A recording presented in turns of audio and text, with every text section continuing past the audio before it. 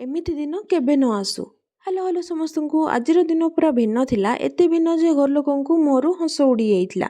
आज आम घर स्पेशल पर्सन कर श्राद्ध दिवस, जी कि प्रकृति को निजर सबु किछि मानि निथिले, सांसारिक मोहमायारू दूरे रहुथिले। सबु भाई से ज्येष्ठ थिले, भाई मानकु निज पुओ भଳି मानुथिले। सेमानंको सबु अलिओ झट संभाळुथिले। मांकर गेलो पुओ थिले, बापांकर सबु असुविधारे तांको पाखरे ठिया होउथिले। सी हेउचंदी मो सभा बड़ देढसुर। कोरोना एमिति काल है जे आम घर सबुठु बड़ खुशी छड़े नेला। आजिका दिन पे कालीठू सबु काम सरे देथिलु। आज सकाळु जल्दी उठी पूजा काम रे लागि गलु। मो दियोर आसी पूजा बसिले, ब्राह्मणों पाद धोई भितर को आनिले। ब्राह्मणों पूजा आरंभ कले। मो सासू आउ स्वामी आसी पूजा बसिले। सबु नीति नियम सारी पूजा संपन्न कले। आज सबु मो देढसुरंको पसंदर खाइबा हैतिला। सांगरे खीरी आउ मिठा बरा भी हैतिला। घर इष्टों सह देढसुरंको पाखरे भोग हैला। आग बापांको द्वारा खियागला।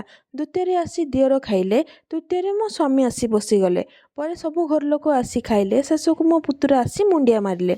पूजा विधि खाइबा पीवा सबु सरीगला, किंतु मो सासू मांकर कह सबुदिन पई रहीगला। सेथिपई भगवान को जणाउछि एमिति असर दुख केबे काहाकू जीवन रे न आसु। रहिली हरि ओम।